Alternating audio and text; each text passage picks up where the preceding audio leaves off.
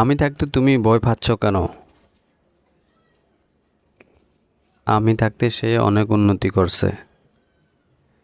আমি থাকতে তোমার কোনো চিন্তা নেই। আমি থাকতে তোমার হিসাব শেষ করো।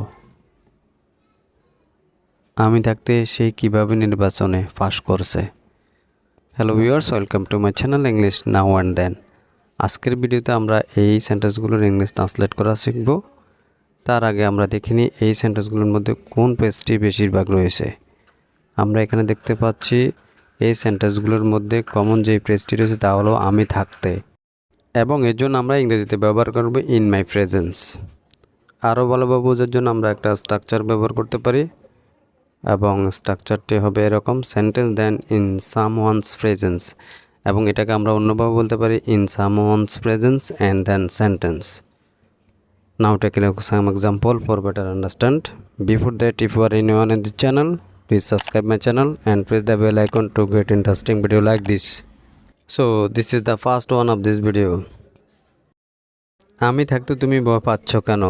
Why are you so scared in my presence?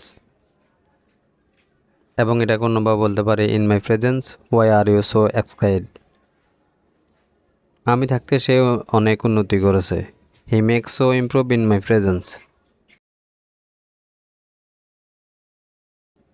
আমি থাকতে তোমার কোনো চিন্তা নাই। You have no thought in my presence. And another one,